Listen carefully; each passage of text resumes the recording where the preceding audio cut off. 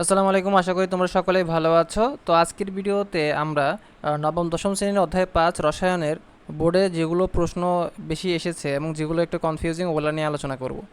এখানে দেখো, এখানে প্রথম যে প্রশ্নটা উদ্দীপক এতে এ ও সি এর মৌলের মধ্যে কোন ধরনের বন্ধন ঘটে সেটাকে ডট এবং ক্রস চিহ্নের মাধ্যমে দেখাইতে বলছে। আগে আমি আইডেন্টিফাই করব কোনটা কোন মৌল। প্রথমটা হাইড্রোজেন, তারপর সোডিয়াম, দেন হচ্ছে ফ্লোরিন, কারণ এগুলোর প্রোটন সংখ্যা দেখে বোঝা যাচ্ছে। ঠিক আছে, আমরা এখানে বের করে ফেলছি। এখন আমরা এটাকে ডট এবং ক্রস চিহ্নের মাধ্যমে দেখাবো। তো দেখো, আমি এখানে অ্যান্সারে আসতেছি। দেখো লেখছে এতে একটি প্রোটন আছে, অর্থাৎ এ হলো হাইড্রোজেন। কোনটা কি বলে দেওয়া হয়েছে। এখন দেখো এইচ এর ইলেকট্রন বিন্যাস দেখা যায় কীভাবে করছে, 1s1। এখানে সর্বশেষে কয়টা আছে? একটা আছে। ঠিক আছে, আর হাইড্রোজেন দুইটা থাকে। তো এগুলো কি করতে চায়, মানে এগুলো চায় যে নিষ্ক্রিয় মৌল হইতে, যেমন এই যে হাইড্রোজেন চাচ্ছে যে একটা নিয়ে হিলিয়ামের মতো হতে চাচ্ছে। অন্যদিকে এফ এ ইলেকট্রন বিন্যাস দেখলে কি বোঝা যাচ্ছে যেখানে 2p5 আছে, অর্থাৎ ওর একটা অভাব আছে। তো সে এই অভাব পূর্ণ করার জন্য হাইড্রোজেনের সাথে কি করবে? সে বিক্রিয়া করবে। বিক্রিয়া করবে না, সে শেয়ার করবে। ঠিক আছে, শেয়ার বলতে সহমযোজী বন্ধনে কি হয়? শেয়ার হয়। যেহেতু হাইড্রোজেন এবং ফ্লোরিন দুইটাই অধাতু, সেহেতু এদের ভিতরে কি হবে? শেয়ার হবে। ইলেকট্রন এরা শেয়ার করবে। এখন দেখো, নিকটবর্তী নিষ্ক্রিয় গ্যাস হচ্ছে Ni। তো 1s2 2s2 2p6 এর স্থিতিশীল ইলেকট্রন কাঠামোর প্রয়োজন কার? ওই যে আমাদের যে ফ্লোরিন চাচ্ছে নিয়নের মতো হইতে, আর হাইড্রোজেন চাচ্ছে হিলিয়ামের মতো হইতে, অর্থাৎ নিষ্ক্রিয় মৌল। পরীক্ষায় এভাবে লিখতে হবে, ঠিক আছে, বাংলা কথাগুলো। তো এগুলো লেখার পরে যেহেতু এইচ ও এফ উভয়ের ক্ষেত্রে ইলেকট্রন ত্যাগ ও গ্রহণ সম্ভব নয়, তাই হাইড্রোজেন এবং ফ্লোরিনের ইলেকট্রন শেয়ারের মাধ্যমে নিকটবর্তী নিষ্ক্রিয় গ্যাসের ইলেকট্রন বিন্যাস অর্জন করবে। আমরা জানি ইলেকট্রন শেয়ারের মাধ্যমে যে বন্ধন গঠিত হয় তাকে আমরা বলি সমযোজী বন্ধন। ঠিক আছে, তারপরে আমরা প্রথমে ফ্লোরিনটা আঁকবো। যেহেতু আমার যেহেতু এখানে হাইড্রোজেন লাগবে কয়টা? দুইটা। সেহেতু আমরা এটাকে দুইটাকে দুই পাশে লিখবো। ঠিক আছে, লিখে এই যে এখানে এগুলো এভাবে অ্যাটাচ করব। কীভাবে? হাইড্রোজেনকে দেখছো এখানে ফ্লোরিনকে কীভাবে অ্যাটাচ করছে, দেখো যে এভাবে অ্যাটাচ করব। প্রথমে এই যে হাইড্রোজেন একটা আর হচ্ছে ফ্লোরিন একটা। হাইড্রোজেন দুইটা না, হাইড্রোজেন একটা, ফ্লোরিন একটা। হাইড্রোজেন দেবে একটা, আর ফ্লোরিনও আছে দরকার একটা। ওরা শেয়ার করবে, ওরা কিন্তু ইলেকট্রন ত্যাগও করবে না, গ্রহণও করবে না। যদি ধাতু হইতো সেক্ষেত্রে ইলেকট্রন ত্যাগ বা গ্রহণ দেখা যাইতো। যেহেতু এরা অধাতু, সেহেতু এরা কি করবে? ইলেকট্রন শেয়ার করবে। তো শেয়ার করছে দেখো, এই যে ব্ল্যাকটা কার? হাইড্রোজেনের। এই যে আমি এটাকে ডট চিহ্ন দিয়ে দেখাইলাম। আর ফ্লোরিনের গুলাকে কি দেখাইলাম? ক্রস চিহ্ন দিয়ে দেখাইলাম। পরীক্ষা এভাবে হাইড্রোজেন ফ্লোরিনও আসতে পারে, বা অন্যান্য যেমন CH4 মিথেন থাকতে পারে, বা অন্যান্য মৌলও থাকতে পারে। তখন তুমি সেগুলোকে এভাবে দেখাবা ডট এবং ক্রস চিহ্নের সাহায্যে। এখন প্রশ্ন এর একটা আছে এখানে, সেটা হচ্ছে AC এবং BC উভয় যৌগই একই কৌশলে পানিতে দ্রবীভূত হবে নাকি। এই প্রশ্নটা বারবার আসে যে পানিতে মিশবে নাকি না মিশবে না, কেন অপোলার কেন পোলার, এটাই, তাই তো। এখন এই যে এখানে পানিতে মিশবে নাকি মিশবে না, এগুলো ডিপেন্ড করে হচ্ছে কিসের উপর? ডিপেন্ড করবে তোমার এটা কি পোলার সমযোজী নাকি আয়নিক, এগুলোর উপর ডিপেন্ড করে। ঠিক আছে, এখন দেখো আমার যখন আমি যোগ করব তখন দেখা যাচ্ছে যে এখানে যখন লাস্টেটা আসি, বেশি কথা না বলে দেখো, একটা হচ্ছে HF হাইড্রোজেন ফ্লোরাইড, আর একটা হচ্ছে NF। এখন মনে রাখবা যেগুলো আয়নিক যৌগ সেগুলো সবসময় পানিতে মিশে যাবে। কেন? আয়নিক যৌগতে একটা থাকে Na+, ঠিক আছে, আর একটা থাকে F-। তো যেহেতু Na+ আছে, ধনাত্মক প্রান্ত আছে, আর F- ঋণাত্মক প্রান্ত আছে, তো Na+ এর দেখো এখানে পানিতে কি পাওয়া যায়? একটা পাওয়া যায় H+, আর একটা পাওয়া যায় OH-। তো Na+ কি করবে? Na+ তোমার ওই পানির ঋণাত্মক কোনটা আছে? OH-, ওর সাথে বিক্রিয়া করবে এটা। আর F- কি করবে? পানির কি ধনাত্মক প্রান্ত সাথে বিক্রিয়া করবে H+ এর সাথে। তাহলে বিক্রিয়া করলে কি হবে? এরা পুরোপুরি পানিতে মিশে যাবে। কারা? NaF, এটা একটা লবণ যেটা কিনা পানির সাথে সম্পূর্ণ মিশে যাবে। NaF কেন লবণ? কারণ আমরা জানি ধাতুর সাথে কোনো হ্যালোজেন যুক্ত থাকলে সেটাকে আমরা কি বলি? লবণ বলি। এখন দেখো এখানে সোডিয়াম প্লাস, আর এখানে লিখছি ফ্লোরিন মাইনাস, কারণ যেহেতু ধাতু যখন ভাঙে তখন Na+ হিসেবে ভাঙে, আর এই যে এটাকে F-। এখানে তো ক্লোরিন থাকতো তখন ক্লোরিন মাইনাস হইতো। আর যদি ম্যাগনেসিয়াম ক্লোরাইড হইতো তাহলে এখানে তো ম্যাগনেসিয়াম 2+, এখানে হয়তো ক্লোরিন মাইনাস। আর অ্যালুমিনিয়াম হয়তো অ্যালুমিনিয়াম 3+, এখানে 3 দিতে হবে, 3+, তখন হবে Cl- বা F-। ঠিক আছে, যাই দাও। তাহলে আমরা বুঝতে পারলাম যে এখানে বিষয়টা কি হবে। তো এখন দেখো আমাদের প্রথমত আমরা আমাদের কি যৌগগুলো লিখে ফেলবো, মানে মূলগুলো লিখে ফেলবো, Na+F- লিখলাম। এখন দেখো এই যে এগুলো কি, যে ও এইচ এগুলো কি, এগুলো হচ্ছে পানির প্রান্ত। পানির প্রান্ত কীরকম, পানি কীরকম, এই যে এইচ দুইটা হয় না, H2O, তো দুইটা এইচ আছে না, একটা ও আছে। এখন আমরা জানি যে অক্সিজেনের ওজন কত, 2 না, তো আমি লিখলাম 2 ডেল্টা মাইনাস। আর হাইড্রোজেনের ওজন কত, 1, তাহলে লিখলাম ডেল্টা প্লাস। যেহেতু হাইড্রোজেন ধনাত্মক, সে অবশ্যই সোডিয়াম প্লাসের সাথে লাগতে যাবে না, কে কাছে আসবে, অক্সিজেন যেহেতু ঋণাত্মক, ও চাইবে যে সোডিয়াম প্লাসের কাছাকাছি থাকতে। তো তুমি এরকম এরকম অনেকগুলো এরকম একটা আঁকবা, এরকম আরেকটা আঁকবা, এরকম 4-5টা আঁকবা, ঠিক আছে, একে দেখাবা যে এই যে এখানে সোডিয়াম প্লাসের সাথে অক্সিজেনের ঋণাত্মক প্রান্তের কি একটা কানেকশান আছে। সেমভাবে দেখো এখানে যে ফ্লোরিন মাইনাস আছে, সে কিন্তু কি করবে না, অক্সিজেনের ঋণাত্মকের সাথে লাগবে না, কে আসবে, হাইড্রোজেনের প্লাস প্রান্তটা চেষ্টা করবে এই ফ্লোরিন মাইনাসের সাথে আসতে, কারণ প্লাস মাইনাস আকর্ষণ করে আর মাইনাস মাইনাস বা প্লাস প্লাস এরা বিকর্ষণ করে। তাই সোডিয়াম ফ্লোরাইডটা পানিতে একেবারে মিশে যাবে, ঠিক আছে। কিন্তু অর্থাৎ বুঝতে পারতেছে যে সব আয়নিক যৌগ পানিতে মিশে যাবে, কিছু ব্যতিক্রম আছে, ওগুলোর কথা বলতেছি না। এখন দেখো উপর দিকে HF হলো পোলার সমযোজী যৌগ। HF যৌগের ক্ষেত্রে এটা কিন্তু পোলার সমযোজী। প্রথমটা কেন খেয়াল করে, এখানে একটা ধাতু ছিল, একটা অধাতু ছিল, কেন, সোডিয়াম ধাতু আর F হচ্ছে অধাতু, অর্থাৎ আয়নিক যৌগ ছিল। আয়নিক যৌগতে একটা ধাতু থাকে, একটা অধাতু থাকে, কিন্তু যেগুলো সমযোজী ওগুলোতে দুইটাই হবে কি অধাতু, যেমন হাইড্রোজেন অধাতু, ফ্লোরিনও অধাতু। তো যখন এই দুইটা যুক্ত হবে কি হবে, HF যৌগের ক্ষেত্রে হাইড্রোজেন ও ফ্লোরিন কি উভয় কি অধাতু, মানে HF হচ্ছে একটা পোলার সমযোজী যৌগ, দুইটাই অধাতু, তাই এরা একজোড়া ইলেকট্রন শেয়ারের মাধ্যমে আর শেয়ার করবে, এরা কিন্তু ত্যাগ করবে না, গ্রহণ করবে না। কিন্তু ওখানে দেখো সোডিয়াম প্লাস হয়েছে কারণ সে ত্যাগ করছে, ফ্লোরিন মাইনাস হয়েছে কারণ সে গ্রহণ করছে, কিন্তু এখানে দেখো এরা কিন্তু ত্যাগও করবে না, গ্রহণও করবে না, এরা কি করবে, শেয়ার করবে। কেন, এরা হচ্ছে অধাতু, সমযোজী বন্ধন সবসময় শেয়ার হয়। তাহলে বন্ধনের ফলে গঠিত HF অণুতে হাইড্রোজেনের ফ্লোরিনের মধ্যবর্তী বন্ধন ইলেকট্রন যুগলকে পরমাণু আকর্ষণ করে।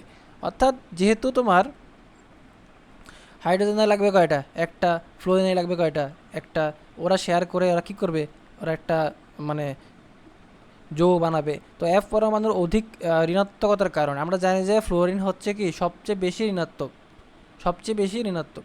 এখানে এই যে অঙ্কগুলো এগুলো করার ক্ষেত্রে আমাদেরকে বের করতে হবে, কি করতে হবে, বের করতে হবে কার কতটুকু, মানে তড়িৎ ঋণাত্মকতার পার্থক্যগুলো বের করতে হবে, ঠিক আছে। বের করে আমাদেরকে অঙ্কগুলো করতে হবে। আমি তোমাদেরকে বারবার বলেছিলাম, আবারও বলতেছি, 0.5 কত, 0.5 থেকে 1.7 যদি তড়িৎ ঋণাত্মকতার পার্থক্য হয়, তখন সেটাকে আমরা বলবো পোলার সমযোজী। কিন্তু এখানে কিছু ব্যতিক্রম আছে, যে 0.5 থেকে কি বলছি 1.7,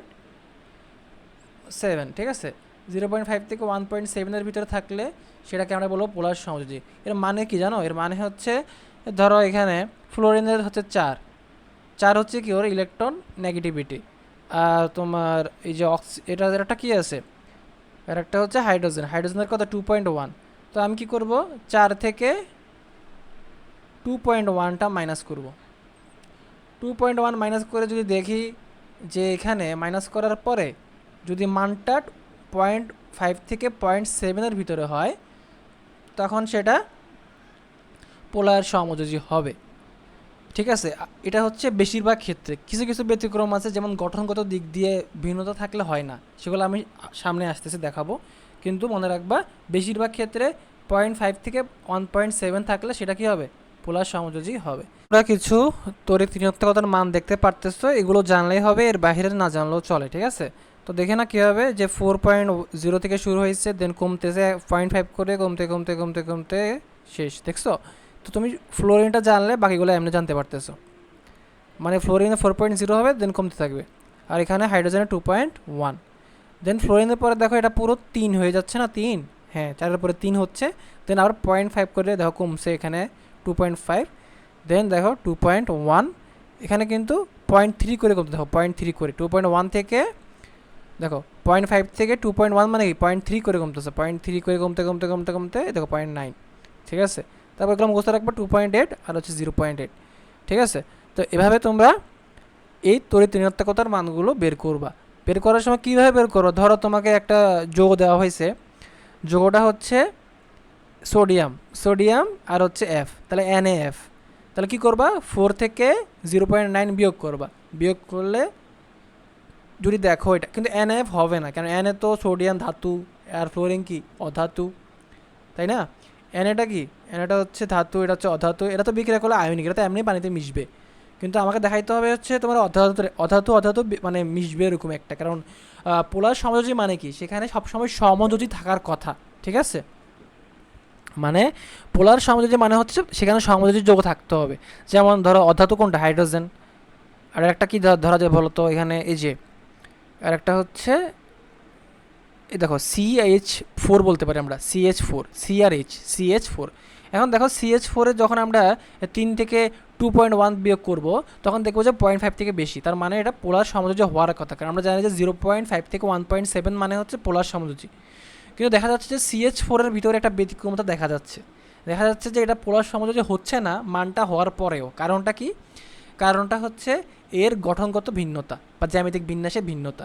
এটা আমাদেরকে পরীক্ষা লিখতে হবে, আমি সামনে আসতেছি এগুলো নিয়ে, কিন্তু সবসময় মনে রাখবা বেশিরভাগ ক্ষেত্রে 0.5 থেকে 1.7-এর ভিতরে যদি তড়িৎ ঋণাত্মকতার মান হয়, তাহলে সেটা হবে পোলার সমযোজী, ঠিক আছে? তাহলে দেখো আমরা এখানে দেখতে পারতেছি, এখানে পোলার সমযোজী নিয়ে যত কথা বললাম, দেখো এখানে আমরা পানিটা দেখো, পানিটা কী করছে, আমাদের পরীক্ষা কিন্তু এগুলো আঁকতে হবে, ঠিক আছে? পানি কীভাবে কীভাবে ভাঙে দেখো, পানিটা হচ্ছে এরকম 2 ডেল্টা মাইনাস, এই যে H delta plus H delta plus, তার মানে হচ্ছে এগুলো এভাবে লিখতে হবে, ঠিক আছে? পানিটা এভাবে লিখবা, ঠিক আছে? তো মনে রাখবে এভাবে লিখবা। তারপরে হচ্ছে তোমার দেখো এখানে যে আমরা আসি, ফলে পানি হয়েছে পরস্পর বিপরীত চার্জযুক্ত পরমাণু, ঠিক আছে? একটি অপরটির দ্বারা আকৃষ্ট হয়। HF হচ্ছে পানিতে দ্রবীভূত হয়, HF পানিতে দ্রবীভূত হয়। কেন দ্রবীভূত হবে বলো? কারণটা হচ্ছে দেখো, এই যে ফ্লোরিন, এটা হচ্ছে অধিক ঋণাত্মক। মনে রাখতে হবে, আমাদেরকে দেখতে হবে যে কোনটা বেশি ঋণাত্মক, হাইড্রোজেন নাকি ফ্লোরিন। পরীক্ষায় অন্য কোনো যৌগ বা মূল থাকতে পারে, তো আমি দেখতেছি এখানে হাইড্রোজেন এবং ফ্লোরিনের ভিতরে ফ্লোরিনের দেখবা যে ইলেকট্রন সংখ্যা বেশি। সবসময় ইজিলি মনে রাখবা যে যার ইলেকট্রন সংখ্যা বেশি হয় তার কি হয়, তড়িৎ ঋণাত্মকতাও বেশি হয়, ঠিক আছে? এগুলো সবসময় মনে রাখবা। কিন্তু তুমি জানলেও কিন্তু আমাকে এটা অঙ্কের মাধ্যমে দেখাইতে হবে, যেখানে আমাদেরকে মানটা বের করতে হবে, তড়িৎ ঋণাত্মকতার মানটা বের করে দেখতে হবে যে কার ইলেকট্রন নেগেটিভিটি বা তড়িৎ ঋণাত্মকতা বেশি, তড়িৎ ঋণাত্মকতা বেশি। এখন দেখো, যেহেতু দেখতেছি আমরা এখানে ফ্লোরিনের তড়িৎ ঋণাত্মকতা বেশি, তাহলে ইলেকট্রনগুলো কার দিকে থাকবে, অবশ্যই ফ্লোরিনের দিকে থাকার চেষ্টা করবে, অর্থাৎ এখানে ইলেকট্রনের একটা ঘনত্ব সৃষ্টি হবে কার দিকে, ফ্লোরিনের দিকে। তাহলে এখানে একটা আংশিক কি হবে, ঋণাত্মক প্রান্তের মানে মাইনাস প্রান্ত সৃষ্টি হবে কোথায়, এই ফ্লোরিনে। মনে রাখবা যে বেশি কি, যে বেশি তড়িৎ ঋণাত্মক মানে তার দিকে ইলেকট্রনগুলো বেশি জড়ো হবে। আমাদেরকে মনে রাখতে হবে সমযোজী যৌগে যদি আংশিক ধনাত্মক প্রান্ত এবং আংশিক ঋণাত্মক প্রান্ত যদি সৃষ্টি না হয়, তাহলে সেটা পোলার হবে না। কি বলছি, সেটা পোলার হবে না। এই জন্যই এই H এবং F এ এখানে আংশিক ঋণাত্মক প্রান্ত হয় ফ্লোরিনে, আর H এ দেখো সব প্লাস আছে না, এখানে আংশিক ধনাত্মক প্রান্তের সৃষ্টি হবে। এই সৃষ্টি হওয়ার ফলেই কী হবে, এখানে কী হবে, এটা পানিতে মিশবে, হয়তো বেশি মিশবে না, আংশিক মিশবে। দেখো লেখা আছে NaF আয়নিক এবং HF হচ্ছে কি পোলার। আয়নিক কিন্তু পুরোপুরি মিশে যায়, কিন্তু HFটা দেখা যাচ্ছে যে সম্পূর্ণ আয়ন আকারে দ্রবীভূত হয়। কী আকারে দ্রবীভূত হয়, NaF যেটা আছে ওটা দেখবা যে Na প্লাস F মাইনাস হিসেবে দ্রবীভূত হয়ে যাচ্ছে, কিন্তু HFটা দেখা যাচ্ছে যে কিছু অণু আয়ন আকারে দ্রবীভূত হলেও বেশিরভাগ অণু কী হয় না, আয়ন হতে পারে না, যার জন্য এখানে একটা দাগ দেওয়া হয়েছে। দেখো মানে এটা পুরোপুরি মিশতে পারে না, যার জন্য একটা দাগ দিলাম যে এটা পুরোপুরি মিশানারে অ্যাটাচিং থাকে, মানে এটা জোড়া লাগে থাকে, পুরোপুরি যেহেতু মিশতে পারে না, তাই দেখা যাচ্ছে যে পানিতে এদেরকে দেখা যায়, বুঝছো? পানিতে এসব বিক্রিয়াকে দেখা যায়, কিন্তু তুমি পানিতে লবণ মিশাও সেটা কিন্তু দেখা যায় না। তাহলে HF-এর সামান্য কিছু অণু আয়ন আকারে দ্রবীভূত হলেও বেশিরভাগ অণু আয়নিত না হয় দ্রবীভূত হয়, তাই বলা হয় KF ও HF দ্রবীভূত হওয়ার কৌশলটা একটু অমিল থাকে। মানে দেখা যাচ্ছে যে যেটা আয়নিক যৌগ সেটা পুরোপুরি দ্রবীভূত হয়ে যাচ্ছে, কিন্তু যেটা তোমার সমযোজী মানে পোলার সমযোজী এটা পুরোপুরি হয় না বা আংশিক হয়। তখন NaFটা পুরোপুরি হচ্ছে, বাট HFটা আংশিক হচ্ছে, ঠিক আছে? এবার দেখো আমাদের পরবর্তী যে প্রশ্নটা আছে সেটা আমরা দেখতে পারতেছি উপরে। দেখো পরীক্ষায় এরকম একটা চার্ট দিবে, হ্যাঁ এরকম দিবে, তোমাকে বের করতে হবে যে কোনটা কি। এখানে দেখো কতগুলো মান দেওয়া নেই, জেডের মান দেওয়া নাই, ওয়াইয়ের মান দেওয়া নাই, এক্সের মান দেওয়া নেই, সালফারের আগে কোনটা, সালফারের পরে কোনটা, এগুলো পুরোপুরি মুখস্থ করে ফেলতে হবে। তো আমরা সেগুলোতে যাচ্ছি না, আমরা যাচ্ছি যে দেখো ইলেকট্রন বিন্যাসের ক্ষেত্রে জেড মৌলের অবস্থান পর্যায় সারণীতে নির্ণয় করো। ঠিক আছে, জেড মৌলের অবস্থান কোথায় এটা পর্যায় সারণীতে বের করতে হবে তোমাকে। এটা তোমাদের বইয়ে তোমরা পাবা, চ্যাপ্টার 3-তে আছে। ঠিক আছে, ওখানে গেলে দেখবা যে তোমার এই মৌলটা কোন জায়গায় অবস্থান করবে সেটার একটা নিয়ম দেওয়া আছে। এটা নিয়ে আর বেশি কিছু বলতেছি না, পরেরটায় আসি। এক্স ও ওয়াই এবং ওয়াই ও জেড, জেড ও ওয়াই এরা যখন যোগ করবে, দেখো আবার সেম প্রশ্ন, পানিতে দ্রবীভূত হবে নাকি। ঠিক আছে, দেখো আমি বলি, একটা হচ্ছে ক্যালসিয়াম, একটা হচ্ছে ক্লোরিন। যেহেতু এটা ক্যালসিয়াম, দেখো ক্যালসিয়াম হচ্ছে ধাতু, এটা হচ্ছে অধাতু। তো ধাতু এবং অধাতু মানে কি, এরা কি আয়নিক না? হ্যাঁ, তাহলে আয়নিক যৌগ অবশ্যই কী হবে, পানিতে দ্রবীভূত হবে। তো পরীক্ষা তুমি এভাবে বিক্রিয়াটা ভেঙে লিখতে পারো। দেখো সিএ, সিএ কী করবে, দুইটা ইলেকট্রন ছাড়বে, দেখো লিখছে -2 মানে ইলেকট্রন ছাড়বে, ছাইরা কী হবে, ক্যালসিয়াম 2+ হবে। পরীক্ষায় এই বিক্রিয়াটা লিখবা, লিখলে নাম্বার পাবা, না লিখলে নাম্বার কমে যাবে। আবার দেখো এখানে যে ক্লোরিন আছে, ক্লোরিন কী করবে, এই ইলেকট্রন দুইটা কার থেকে নেবে, ক্যালসিয়াম থেকে নিবে, নিয়ে কী হয়েছে 2Cl-। দেন টোটাল করবো, দেখো টোটাল করলে কি সিএ হইলো, দেন ক্লোরিন হইলো, এই দুইটা বাদ গেল, হ্যাঁ যোগ করলাম আর কি। তারপর এখানে দেখো Ca2+, 2Cl-, তাহলে পাইলাম CaCl2। এটা আমার কি হবে, পানিতে পুরোপুরি মিশবে। কিন্তু দেখো এর একটা আছে, সেটা হচ্ছে কি, তাহলে পুরোপুরি এটা পানিতে মিশে গেছে। তাহলে দেখো আমি বলতেছি যে আয়নিক যৌগ পুরোপুরি কি হয়, পানিতে মিশে যায়। এখানে দেখছে এক্স ও ওয়াই এবং জেড ও ওয়াই দ্বারা, এখানে এর একটা আছে, তুমি দেখাই আমি, এক্স ও ওয়াই, এই তো পাইছি, এই দেখো ফসফরাস। ঠিক আছে, এখানে দেখো এই যে এখানে পরেরটা হচ্ছে এক্স কোনটা, এই যে পরেরটা দেখো এটা হচ্ছে PCl3। ভালো করে দেখো, এই প্রশ্নটা বারবার পরীক্ষায় আসে, যার জন্য আমি বলতেছি PCl3 আর একটা হচ্ছে PCl5। PCl3 এবং PCl5 পার্থক্য কি, এখানে ফসফরাসের যোজনী দুইটা হয়, একটা হচ্ছে 3, একটা হচ্ছে 5, একটা হচ্ছে 3, একটা হচ্ছে 5। তো খেয়াল করো ফসফরাসের আমরা জানি যে লাস্টে কয়টা থাকে, দেখো 2, তাই না, তারপর হচ্ছে 8, তারপর হচ্ছে 5, তাই না, 5টা 5, হ্যাঁ 5। তো দেখো ফসফরাস 8, 9, 10 আর হচ্ছে 5, 15। ঠিক আছে, এখন আমার যে কি, আমি এটা ক্লোরিনের সাথে বিক্রিয়া করাবো না, হ্যাঁ ক্লোরিনের সাথে বিক্রিয়া করাবো। এখন তুমি জানো যে এই ফসফরাসের যোজনী হওয়ার কথা কত, কারণ ওর লাগতেছে কয়টা, 3টা, কারণ 3টা হলে কয়টা হবে, 2, 8, 8 হবে, ওরা অষ্টক হবে না, অবশ্যই অষ্টক হবে। এখন দেখা যাচ্ছে যে এই যে 5টা, এখানে দেখা যাচ্ছে যে তুমি যদি আমার পরিবর্তনশীল যোজ্যতা আসে, তখন দেখা যাচ্ছে এখানে আরও 5টা এসে অ্যাটাচ হয়, কয়টা এসে, 5টা এসে অ্যাটাচ হয়। আমরা আগে মনে করো 5 এবং 3 যোগ হইতো, কত, 5 এবং 3 যোগ হয়ে হয়তো কয়টা, 8টা হইতো। কিন্তু যখন পরিবর্তনশীল যোজ্যতা আসে তখন দেখা যায় 8টা হয় না, তখন কয়টা হয়, 10টা হয়, কয়টা হয়, 10টা হয়। 5 যোগ 5, কারণ পরিবর্তনশীল যোজনী কত, 5 না ফসফরাসের, তাহলে 5 আর 5 যোগ করলে কত হবে, 10 হবে। তাহলে বুঝতে পারতেছি এখানে দুই ধরনের রূপ দেখা যাচ্ছে, একটাতে 2, 8, 8 হয়, এটা 2, 8, 10 হয়ে যাচ্ছে।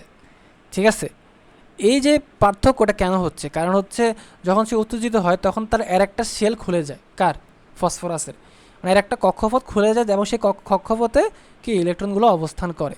এখন পরীক্ষায় এই প্রশ্নটা হয় যে মাঝে মাঝে যে PCl3 এবং PCl5 অষ্টক নিয়ম মেনে চলে না কেন, মানে PCl5টা কেন মেনে চলে না।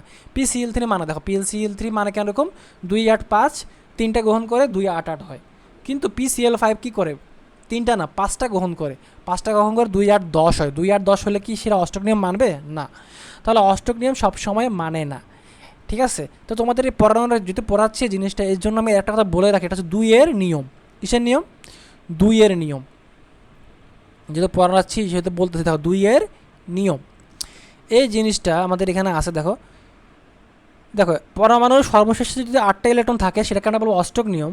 আর 2-এর নিয়ম মানে হচ্ছে সেখানে ইলেকট্রনগুলো জোড়ায় জোড়ায় থাকে, অনেকটা এরকম। দেখো এই যে দেখছো, এই যে দুইটাতে জোড়া আছে না, জোড়া মানে অর্থাৎ 2টা ইলেকট্রন জোড়ায় থাকাটাকে বলা হচ্ছে কি 2-এর নিয়ম। দেখো লেখছো, দেখো সর্বশেষ শক্তি স্তরে এক বা একাধিক জোড়া ইলেকট্রন বিদ্যমান থাকবে, এটাই হচ্ছে কি 2-এর নিয়ম।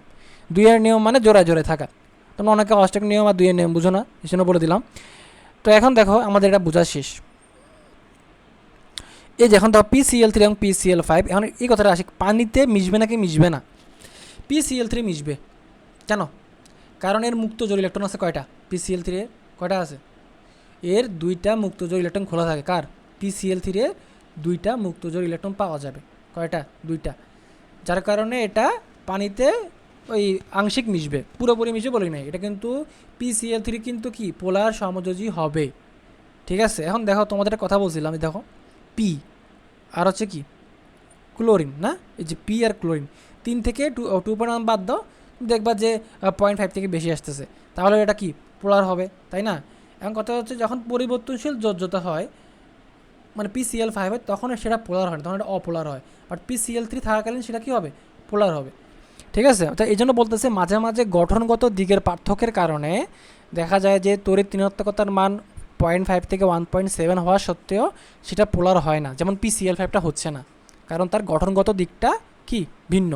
ঠিক আছে, এখানে আমি কথাটা এখন ব্যাখ্যা করব। দেখো পরীক্ষায় তোমরা আরও কিছু ব্যাখ্যা লিখতে পারো, যেমন হচ্ছে এই PCl3তে ইলেকট্রনগুলো যেমন ক্রস ডটের মাধ্যমে দেখাতে পারবা। ঠিক আছে, ক্রস এবং ডট চিহ্নের মাধ্যমে দেখাতে পারবা, দেখাতে হবে, অনেক জায়গায় দেখাতে হয় PCl3 এবং PCl5 কীভাবে বিক্রিয়া করে সেটাকে ডট এবং ক্রস চিহ্নের সাহায্যে দেখাইতে হবে।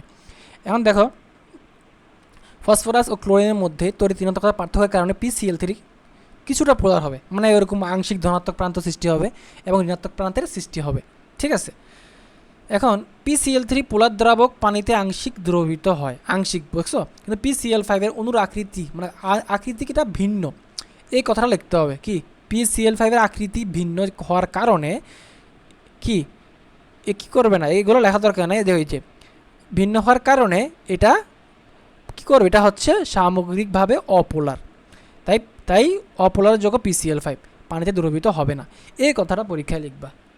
ঠিক আছে, এখানে আরেকটা কারণ তোমরা বুঝতে পারতেছো, কারণ এখানে দেখো এই PCl3তে মুক্ত জোড় ইলেকট্রন থাকে, মানে 2টা এরকম গ্যাপ থাকে, খালি থাকে, কিন্তু PCl5-এ কোনো ফাঁকা থাকে না, সব ফুল থাকে, যার কারণে সেখানে তোমার মানে কিছুই হতে পারে না, মানে সেখানে পোলারিটি সৃষ্টি হতে পারে না, এই জন্য সেটা অপোলার। কোনটা? PCl5। তো অনেকবার এই কথাটা বলা শেষ, এবার আমরা এর একটাতে চলে যাচ্ছি।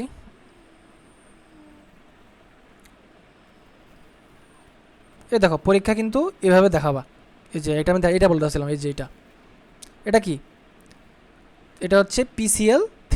দেখো ক্লোরিন 1 2 3টা, 1 2 3টা।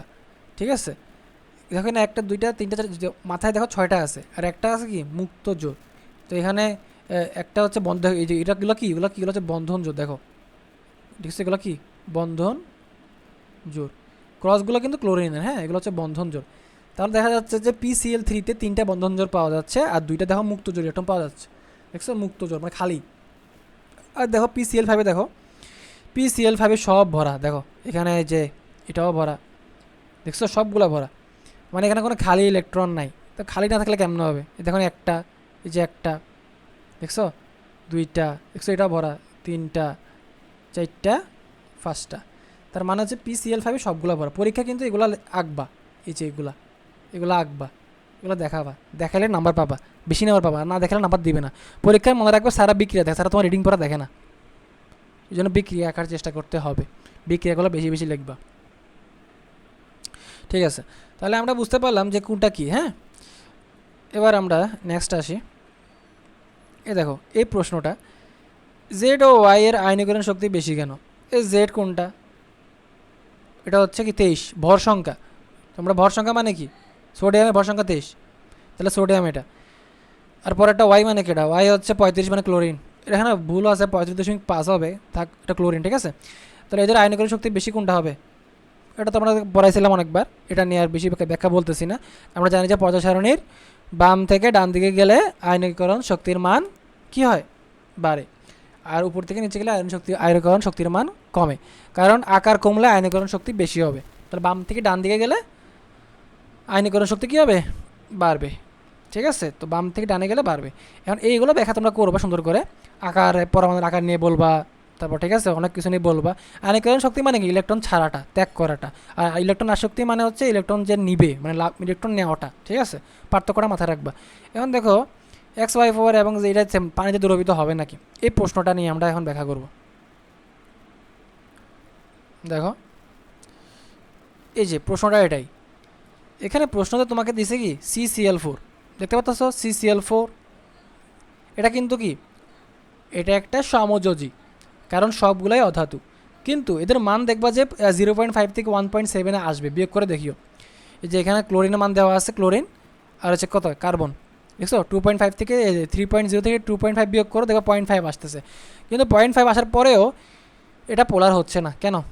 এর ওই সেম কথা বলবো PCl5 মতো, এদের কি এদের আকার মানে এদের যে গঠনগত বিন্যাসটা সেটা ভিন্ন হওয়ার কারণে এ কী করবে না, ইলেকট্রন নেবে না, মানে এ পোলার হবে না। এখানে লেখা আছে দেখো CCl4 যোগের তড়িৎ কার্বন অপেক্ষা বেশি, কার ক্লোরিনের অবশ্যই ঋণাত্মকতা বেশি হবে। দেখো এখানে এই যে অবশ্যই ক্লোরিনের দিকে কি হবে, তোমার ইলেকট্রন মেঘের সৃষ্টি হবে, কিন্তু প্রতিটি কার্বন পরমাণু ক্লোরিন পরমাণু দ্বারা সুষমভাবে পরিবেষ্টিত থাকে। ঠিক আছে, এখন কথা হচ্ছে এখানে যখন এরা এরা একে অপরকে টানবে, এখন মনে করো সমযোজী জগতে মানে এরা একে অপরকে টানে, যেমন সি ক্লোরিনকে টানবে, ক্লোরিন সিকে টানবে, এরা টানাটানি করবে, এমন এমন টানাটানি করতেছে যার কারণে কি এদের কি হবে। দেখো একটা কথা লেখা আছে, কথাটা কিন্তু সুন্দর কথা, এই যে পরমাণুর আকর্ষণের লব্ধি শূন্য, এই কথাটা পরীক্ষায় লিখবা, এটা PCl5ও লিখবা। অর্থাৎ ফলে কেন্দ্রীয় কার্বন যে পরমাণু আছে এর চারদিকে যে ক্লোরিন আছে এদের কি কেন্দ্রীয় যে আকর্ষণের লব্ধি শূন্য হয়, তাই কি হয় এদের এদের ধনাত্মক এবং প্রান্তের সৃষ্টি হয় না, তাই এরা কি অপোলার এবং পানিতে দ্রবীভূত হবে না। অপোলার মানে এই যে এদের যে ধনাত্মক ঋণাত্মক প্রান্ত এটাকে আমরা ডাইপোল বলি। ঠিক আছে, ডাইপোল এই ধনাত্মক ঋণাত্মক প্রান্ত পায় না। পরীক্ষায় কথা লিখবা, নাম্বার পেয়ে যাওয়া। ঠিক আছে, মেন কথা কি এদের লব্ধি শূন্য, মানে কার্বন মানে মেন মাঝখানে যে পরমাণুটা আছে এটা হচ্ছে কেন্দ্রীয় পরমাণু, কেন্দ্রীয় পরমাণুর সাথে এদের যে আকর্ষণটা এটা কি এটার যে আকর্ষণটা কি লব্ধিটা শূন্য হয়, যার কারণে এটা অপোলার, আর লব্ধি শূন্য না হলে সেটা পোলার হবে। তাহলে বুঝতে পারতেছি তড়িৎ ঋণাত্মকতার মান 0.5 থেকে 1.7 হইলে যে সেটা তোমার সব সময় পোলার হবে, কথাটা একটু ভুল আছে। ঠিক আছে, এখন এর একটা প্রশ্ন দেখো আমাদের এখানে হচ্ছে এই যে শ্বাস, হ্যাঁ শ্বাস নিয়ে কথাটা, পারমাণবিক শ্বাস, এই প্রশ্ন তুমি দেখতে পারতেছো এখানে এখানে কিছু প্লাস প্লাস দেখতে পারতেছো না। মনে রাখবা যখন কেউ ইলেকট্রন ছাড়ে, যেমন ধরো ম্যাগনেসিয়াম ছাড়তে পারে, ঠিক আছে, বা অ্যালুমিনিয়াম ছাড়তে পারে, এগুলো ছেড়ে কি হয় প্লাস হয়ে যায়, যখন প্লাস প্লাস প্লাস প্লাস দেখতে পারতেছো প্লাস। এখন প্লাস ছাড়লো, কি ছাড়লো, সেই ইলেকট্রন ছাড়লো, ইলেকট্রনগুলো কোথায় দেখো নিচে, দেখো নিচে যেগুলো আছে ইলেকট্রন দেখছো এগুলো ঘুরতেছে, এটা ডিরেকশন দেখছো কোন দিকে, এদিকে দেখছো, এরা এদিক দিয়ে যাচ্ছে না, ডিরেকশন দেখছো কোন দিকে, ইলেকট্রন ডিরেকশন কোন দিকে, নিচে ছোটো ছোটো যেগুলো দেখতে হচ্ছে কি ইলেকট্রন। আর প্লাস প্লাস এগুলো কি, এগুলো হচ্ছে ম্যাগনেসিয়াম 2+ বা অ্যালুমিনিয়াম 3+, বা Na+, এগুলো হচ্ছে প্লাস, প্লাস মানে হচ্ছে পারমাণবিক শ্বাস, অর্থাৎ ইলেকট্রন ছাড়ার পরে তার যে অবস্থা। আর ইলেকট্রন যেগুলো ছাড়ছে যেগুলো এগুলো কি এরকম এরকম কী হবে, এরকম ঘুরবে কীরকম, যখন তুমি একটা ব্যাটারি মাইনাস লাগাবা প্লাস প্রান্ত লাগাবা, দেখতে পাচ্ছ ব্যাটারি ধনাত্মক প্রান্ত এখানে লাগাইছি এবং ঋণাত্মক প্রান্ত লাগাইছি, লাগানোর পরে এই যে ইলেকট্রনগুলো কি করবে পুরো ধাতুতে ঘুরে বেড়াবে, এই যে ঘুরে বেড়াচ্ছে এর কারণে কি হবে তোমার কারেন্ট ফ্লো হবে। এখন কথা হচ্ছে ইলেকট্রন কোন দিকে যায়, ইলেকট্রন সবসময় মনে রাখবা মাইনাস থেকে প্লাসের দিকে যায়। এখন যখন ইলেকট্রন মাইনাস থেকে প্লাসে যাবে কারেন্ট যে ফ্লো হয় না, কারেন্ট ফ্লো হয় প্লাস থেকে মাইনাসের দিকে, তাহলে বুঝতে পারতেছি যে ইলেকট্রন ফ্লো এর অপোজিট হচ্ছে কি তড়িৎ প্রবাহ, মানে কারেন্টের দিকটা অপোজিট হবে। ইলেকট্রন ফ্লো হয় মাইনাস থেকে প্লাসে আর কারেন্ট ফ্লো হয় প্লাস থেকে মাইনাসে। পরীক্ষায় এই কথাগুলো লিখবা, তাইলে নাম্বার পাওয়া যাবে। ঠিক আছে, এখানে নিচেও দেখো লেখা আছে তোমাদের বইয়ের অনুসারে, ওই অনুসারে লিখলেও নাম্বার পাবা। ঠিক আছে,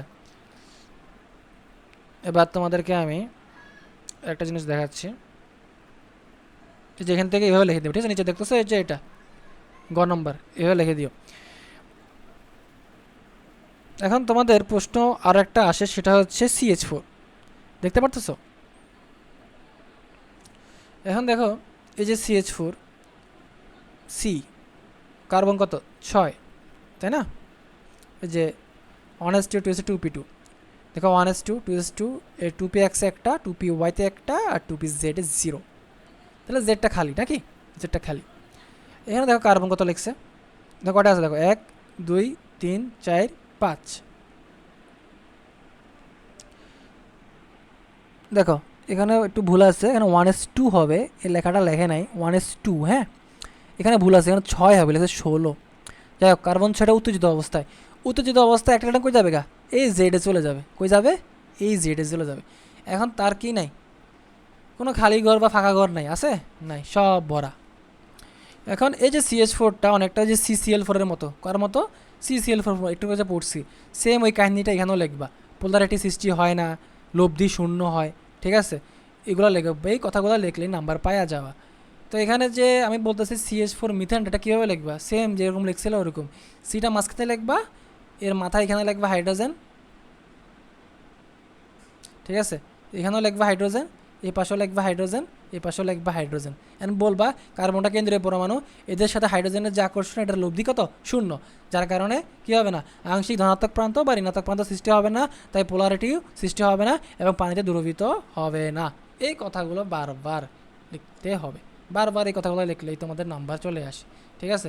এখানে দেখো সুন্দর করে একটা লেখা আছে, দেখতে পাচ্ছ, এই যে কীভাবে তোমার পানিতে বিক্রি হচ্ছে হাইড্রোজেন এবং ক্লোরিন, এটা কী হবে, এটা পানিতে মিশবে হাইড্রোজেন এবং ক্লোরিন, কেন, এর ধনাত্মক প্রান্ত সৃষ্টি হবে, ঋণাত্মক প্রান্ত সৃষ্টি হবে। আর অবশ্যই তুমি হাইড্রোজেন এবং ক্লোরিন দেখো, এখানে লেখা আছে হাইড্রোজেন কত 2.1, ক্লোরিন কত 3.0, বিয়োগ করে দেখো, অবশ্যই 0.5 থেকে বেশি, অবশ্যই এটা পানিতে মিশবে, ঠিক আছে। তো তোমরা বেশিরভাগ যেগুলো গাইডে যেগুলো আছে, যেগুলো মিশবে না, ওগুলো মাথায় রাখবা, তাহলে হয়ে যাবে। তো আশা করি তোমরা আজকে বুঝতে পারছো বিষয়টা। তাহলে কোনো কিছু বুঝতে সমস্যা হলে অবশ্যই কমেন্ট বক্সে জানাবে এবং আমরা তোমাদেরকে সেই হিসেবে সহযোগিতা করব। ধন্যবাদ সকলকে, আল্লাহ হাফিজ।